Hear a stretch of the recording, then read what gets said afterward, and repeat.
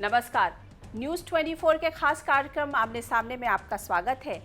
मेरे साथ एक ऐसे आर्टिस्ट एक्टर हैं जो कि बॉलीवुड के पहले चॉकलेटी हीरो रहे हैं और 1974 में वो बेस्ट एक्टर थे और आज 44 इयर्स यानी कि 44 साल के बाद भी वो बॉलीवुड के बेस्ट विलन हैं। मैं बात कर रही हूँ ऋषि कपूर की। नमस्ते जी। मेरे को तो एक्चुअली इतने साल हुए ही नहीं। मेरी पहली पिक्चर तो आई थी 73 में जिसका नाम था बॉबी। हाँ जी, 70 में आई थी। 70 में आई थी मेरा नाम जोकर। मेरे नाम जोकर से जोड़ लिया। okay. और आपने मुझे बिल्कुल आपने विलेन ही ठहरा दिया।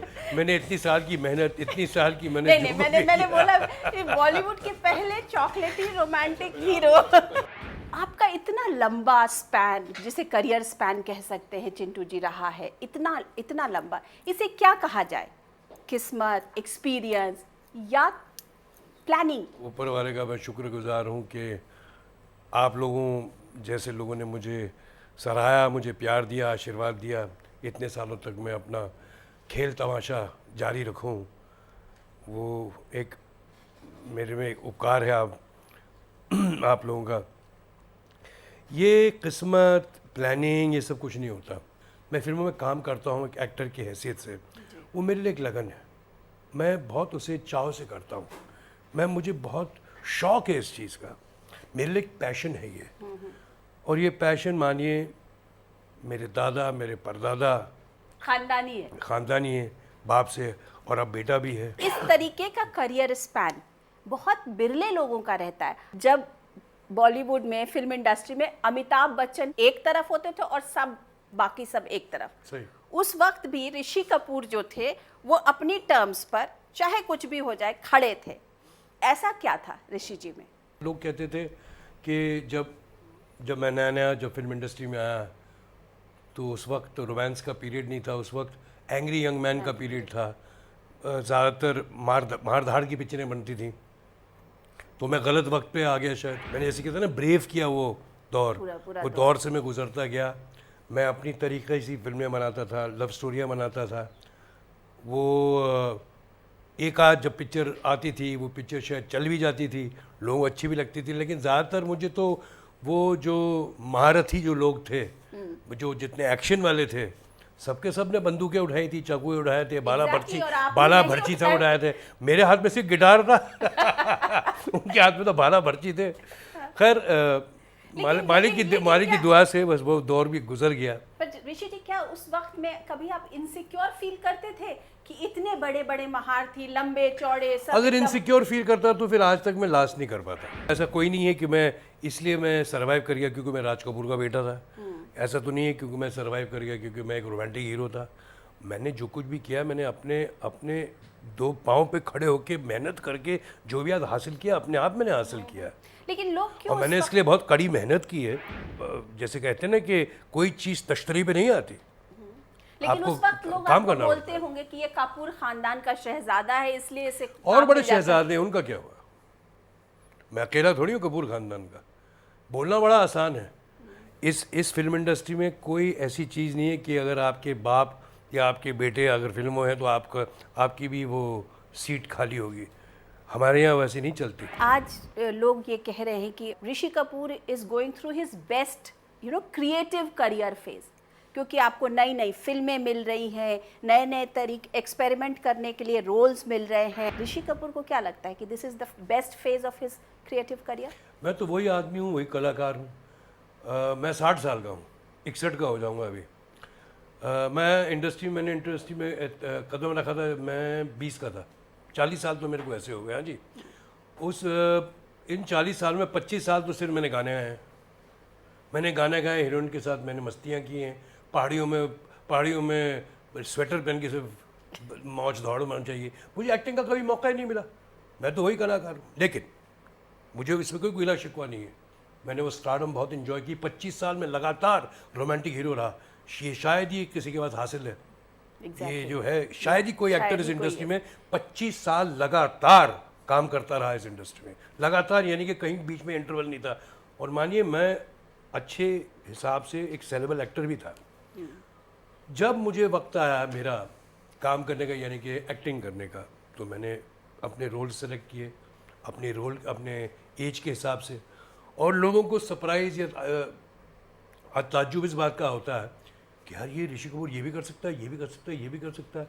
उन्होंने कभी सोचा नहीं था कि ऋषि कपूर कभी 2 दूनी 4 का एक मिडिल क्लास आदमी आदमी बनेगा, क्योंकि वो मेरी persona छाप, एक मेरी जो आइडेंटिटी, एक मेरी जो इमेज बनी हुई थी, एक Rich. जर्सियों पहनने की, रिच एंड ये वो कभी एक आम आदमी लग ही नहीं सकता। जो मैंने वो मैं पोस्टर कर में जो दिखाया। आया था, वो हाँ जो जी, पिक्चर बिल्कुल। जो आई थी कि आप एक स्कूटर पर वो जो मैंने मिडिल क्लास आदमी का मैंने रूप धारण किया, उस बीच में बहुत सी अदर फिल्म्स आई। फिर सडनली मैंने एक विलेन का रूप कर दिया अग्निपथ का, अग्निपथ में रौफ लाला कि आदमी ये भी कर सकता है। तो मेरे लिए एज एन आर्टिस्ट एक अग्नि परीक्षा तो नहीं कह सकता, लेकिन ये तो ज़रूर कह सकता हूँ कि एक परीक्षा है जो मैं बता सकता हूँ कि देखो, जैसे होता है एक रास्ते में जो आम चीज़ें बेचता है, वो चिल्ला चिल्ला के बोलता है सड़कों पे कि आ जाओ, देख लो भाई, देख लो कि मेरे पास क्या क्या है। तो मेरा भी वही हिसाब है। मेरी भी टोकरी में बहुत सी ऐसी एक्टिंग की ऐसा सामान पड़ा हुआ है। आओ आप देखो कि मैं ये भी कर सकता हूँ, ये भी कर सकता हूँ, ये भी कर सकता हूँ, ये भी कर सकता हूँ। क्योंकि इसकी कभी मैंने पहले असिस्टेंस कभी ली नहीं। पर क्यों नहीं ली? क्या आप उस वक्त बिल्कुल, डिमांड मुझे रोल नहीं करते मिलते थे। अच्छा। मेरी ज़रूरत तभी पड़ती थी कि सिर्फ गाने गाने के लिए, रोमांस करने के लिए। एक्टर तो मैं वही था। खैर कोई गिला शिकवा नहीं, मैंने आपसे पहले भी कहा, मैं उस वक्त भी बड़ा खुश था, इस वक्त भी बड़ा खुश हूँ। लेकिन उस वक्त कभी आपको लगता होगा कि आजीज आते होंगे कि अरे फिर वही करना है? हाँ, इसलिए तो छोड़ दिया। चेक इसलिए तो मैंने इंडस्ट्री छोड़ी। मैं सिर्फ 45 साल का था। मैं उस वक्त क्या हो गया, थोड़ा मोटा होने लगा और नए नए ये खान वान सब आ गए थे नए। तो मैं काम किए जा रहा था, मैं बस पैसे कमा रहा था, कोई मेरे को इंडिविजुअल सेटिस्फेक्शन नहीं मिलती थी। मेरी बीवी नीतू ने मुझसे कहा कि तुम अभी थक रहे हो और मेरे ख्याल में तुम अभी रिटायर हो जाओ, तुमने बहुत काम कर लिया है, इससे पहले कि तुम्हें फिल्म वाले और देखने वाले तुमसे थक जाएं, तुम रिटायर हो जाओ। तो मैंने अचानक एक दिन ऐसा डिसीजन लिया। जितने नए प्रोड्यूसर थे उनको पैसे मैंने वापस कर दिए। वो बड़े नाराज़ थे मुझसे कि मैंने उनसे, ऑब्वियसली उनका प्रोजेक्ट नहीं बनने वाला था। और मैंने रातों रात मैंने डिसाइड किया अब मैं काम नहीं करूँगा एज एन एक्टर। तो ये एक इमीडिएटली डिसीजन लेना पड़ता है और ये कोई कठिन बात नहीं है। मैंने बहुत इन्जॉय किया अपने सक्सेस को, अपने प्राइम पीरियड को। और आपको मालूम होना चाहिए कि कब आपको अपनी दुकान बंद कर देनी है। काम करोगे, एक्टर की दुकान तो 24 चलेगी आगे ना आगे, लेकिन अगर आप उनके नर्व्स पे चढ़ जाओगे कि आप वही हीरोइन के साथ वही गाने गाओगे, वो आपकी एज भी हो जाती है ना, एक ऑडियंस भी जाती है, आपकी एज हो गई है यार, 25 साल से आपको देख रहे हैं। तो वो एक डिसीजन मैंने बहुत सही लिया अपने आप। मैंने वॉलंटरली रिटायर किया अपने आप को। मैंने रिटायरमेंट 3 महीने के बाद मैंने पिक्चर डायरेक्ट की, आप लौट चले। उसके बाद पिक्चर जैसे खत्म हुई तो मेरे सब लोग प्रोड्यूसर मेरे पीछे पड़ गए टू प्ले डैडी रोल्स। मैंने कभी ऐसा नहीं सोचा था कि मैं बाप के रोल करूं। मैं जिन्हें सोचा ऐसा था कि मैं अच्छे कैरेक्टर रोल करूं। और मानिए अनुराधा जी, आज की तारीख में भी मैं बाप के रोल नहीं करना चाहता। बाप के रोल में क्या रखा है यार, मैं कैरेक्टर्स करना चाहता हूँ। आप जो भी पिक्चर आप देख रहे हैं, आप मेरे कैरेक्टर्स की बात कर रहे हैं। आप मुझसे नहीं कर रहे कि आपने बाप की एक्टिंग बहुत अच्छी की, आपने रौफ लाला की बात की है, आपने आप डुग्गल की बात की है, आप शायद डीसीपी रविकांत की बात करेंगे, आप आगे की मेरी पिक्चर आएंगे उस कैरेक्टर्स की बात करेंगे। लेकिन मैं यहाँ फिल्मों में सिर्फ बाप के रोल करने के लिए नहीं आया हूँ। मेरे बहुत कुछ करने के लिए मेरे पास। Acting is my family tradition and profession and it's a passion with me and the family.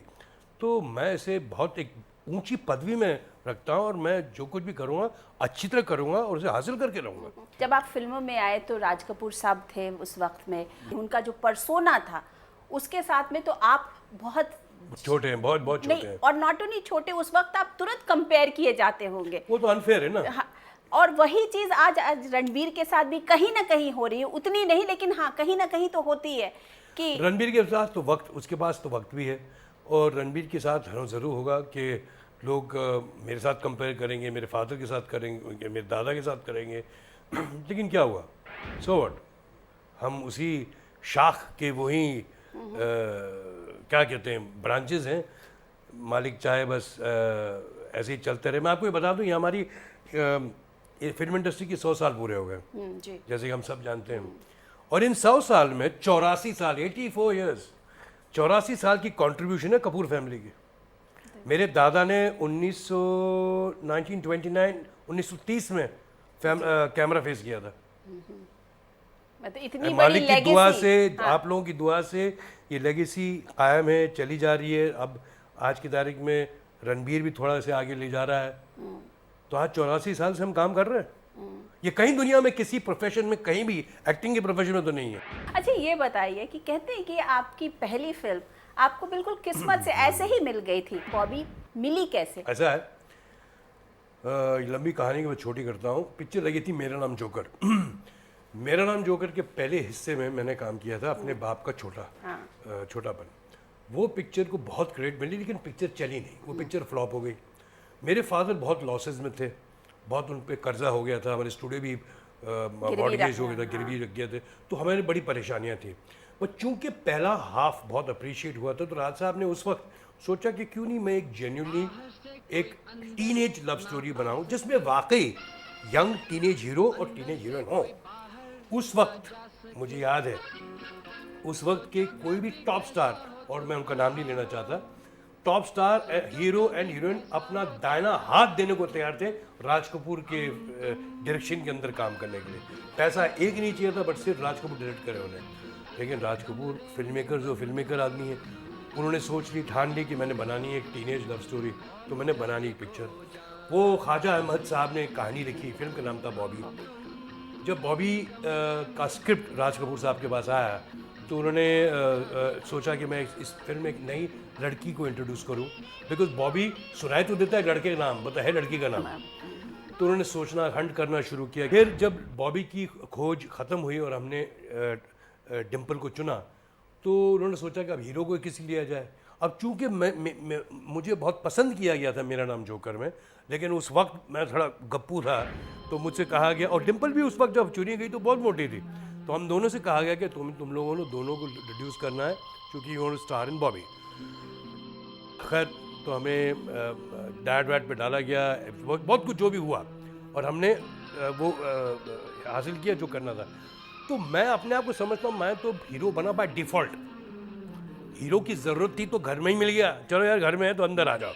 मेरे लिए पिक्चर नहीं लिखी गई थी या मुझे इंट्रोड्यूस किया था, जैसे आज के ज़माने में। और हर कोई प्लान करता है, हाँ। जब कोई अपना हीरो होता है, अपने बेटे के लिए प्लान करता है फिल्म, तो बाकायदा उसके ऊपर पिक्चर की कहानी होती है, ना कोई कि बॉबी की कहानी डिम्पल या हीरोइन की कहानी थी। वो बात दूसरी की पिक्चर सुपरहिट हो गई, डिम्पल शादी कर गई, वो पूरा उसका मैंने फ़ायदा उठा लिया, उसका पूरा फ़ायदा मेरे पर पे आ गया, तो मैं तो किस्मत वाला समझता हूँ ना अपने आप को, तो मैंने पूरा उसका क्रेडिट ले लिया। वो बात दूसरी है। तो मैं ये कहना चाह रहा हूँ कि आज के ज़माने में जब भी कोई हीरो कहीं भी अपने बेटे को इंट्रोड्यूस करता है, तो उसके लिए बाकायदा लॉन्च पैड बनाता है कि उसकी इंट्रोडक्शन होती है घोड़े के ऊपर या गाड़ी के ऊपर या मोटरसाइकिल के ऊपर, ऐसी इंट्रोडक्शन होती है। जहाँ तक हम लोग देखते हैं, ऐसा कुछ नहीं था मेरे लिए कुछ नहीं ऐसा था। आप तो घर के एक्चुअली चलो सामने खड़े हो जाओ। बिल्कुल, तो ये एक्चुअली फिल्म बनी गई थी डिम्पल के लिए। तो मैं डिम्पल को सलाम करता हूँ कि भाई तेरे वजह से मुझे काम मिला। आपने नीतू जी के साथ बहुत सारी पिक्चरें करी, 13 फिल्में की, और उसमें से रफू चक्कर जो थी वो एक आपकी जी हाँ। और नीतू जी की जी हाँ, जी हाँ। अपने आप में एक सुपर हिट थी। जी हाँ। उसके अलावा सब मोस्टली मल्टी स्टारर थी। नहीं जी, कहाँ की? आपने खेल खेल में देखी? खेल में देखी, हाँ। आपने और कौन सी पिक्चर थी? बहुत सी थी। दूसरा आदमी थी, अनजाने में थी, धन दौलत थी। मैंने सुपर हिट की बात की। ओह अच्छा, हाँ। ठीक है। तो उसके बाद लेकिन वो एक समय, और उसके बाद 2 दूनी 4, लगता है जैसे 32 साल का साथ जो था वो उभर के 2 दूनी 4 में आ गया। मतलब एक कहानी ऐसी अच्छी थी, वो अहम फहम, मतलब कॉमन लोगों की कहानी थी। हमने बहुत मज़ा आया वो फिल्म करने का, बहुत एक, क्योंकि आप दोनों की उसकी केमिस्ट्री जो थी, वो केमिस्ट्री वर्क कर गई इन अ डिफरेंट बैकग्राउंड। हमसे कभी उम्मीद नहीं की जाती थी कि हम कभी ऐसे कॉमन लोग बन सकते हैं। तो हमने जब बन के दिखाया तो लोगों को एक अच्छा लगा होगा। अब बेशरम आ रही है। भाई, हाँ? उसमें आप तीनों हैं साथ में। हम तीनों हैं जी। हाँ? ये क्या है, 6 साल लगे आपको रणबीर के साथ एक पिक्चर हाँ करने में?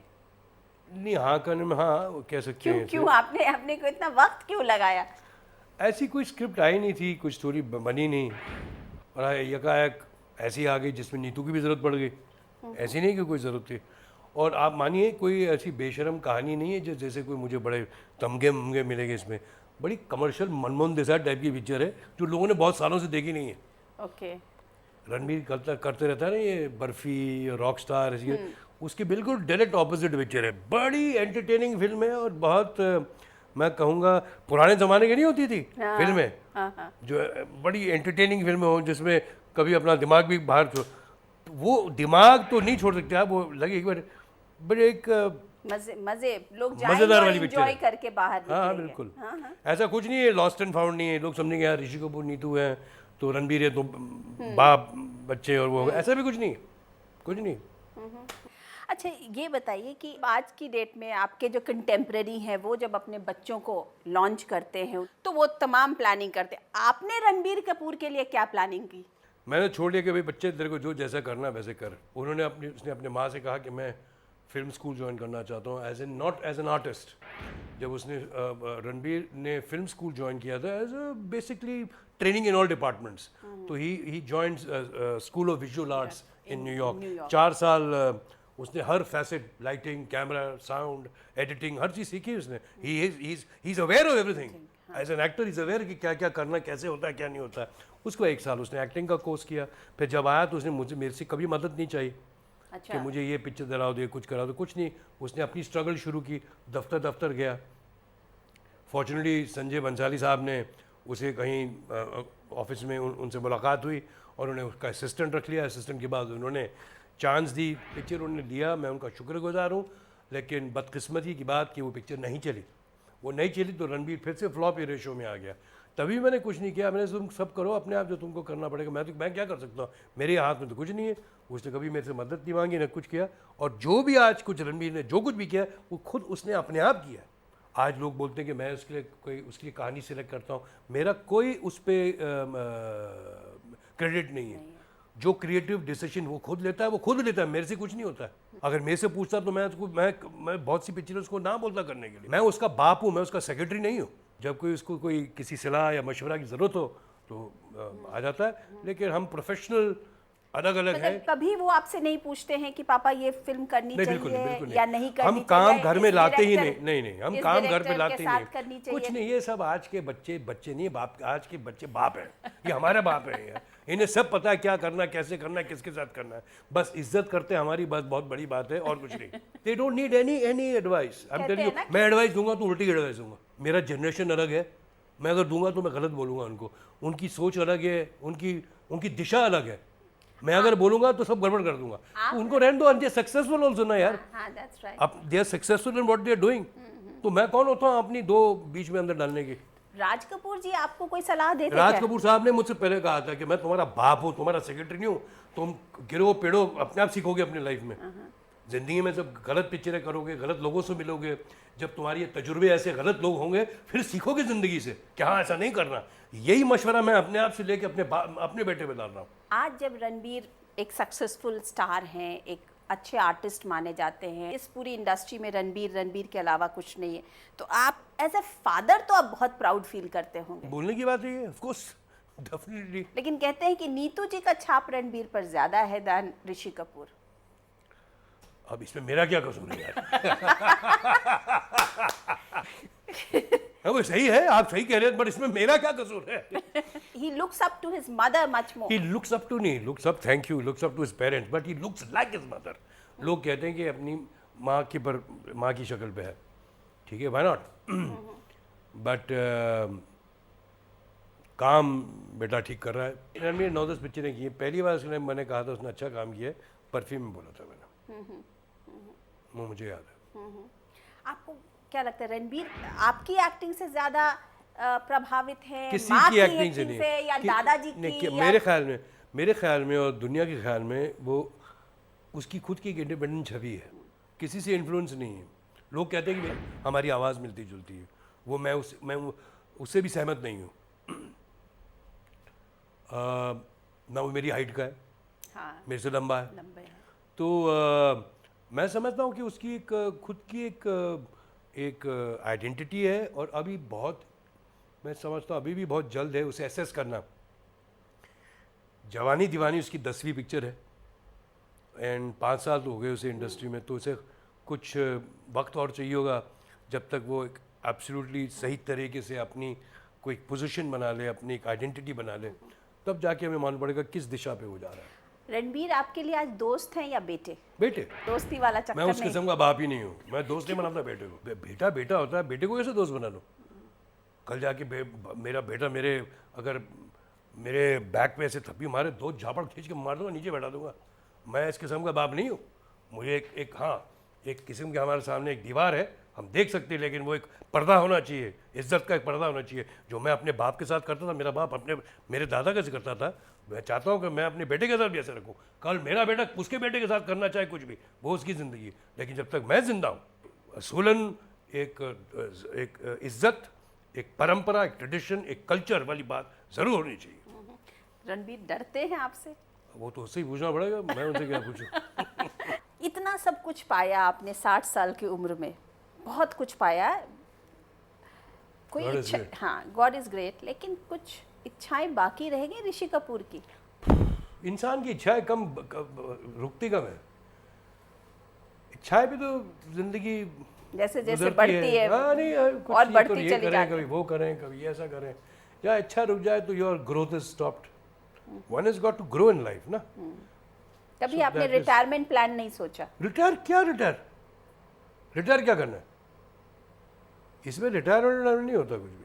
कोई भी नहीं, जब तक चल रहे तब तक चल रहे। काम कम कर लो, एक पिक्चर करो, 2 साल में एक पिक्चर करो, 4 साल में एक पिक्चर करो, 5 साल में एक पिक्चर करो, बस करो। रिटायर क्या होता है? ब्रांड ऋषि कपूर जो है वो चलता रहेगा जब तक है अब जान वो तब पता तक। नहीं चलता रहेगा नहीं चलता रहेगा, लेकिन कोशिश ये ज़रूर होगी कि वो काम करता रहे, ताकि लोगों के जहनों में वो ताज़ा रहे और लोग याद करते रहें। Thank you so much Rishi ji, thank you. Thank you all, thank you सुनने वाले और देखने वालों को, थैंक यू। तो ये थे आमने सामने में ऋषि कपूर जी। मैं अनुराधा प्रसाद किसी नई पर्सनालिटी के साथ आपसे फिर मिलती हूँ। तब तक के लिए नमस्कार।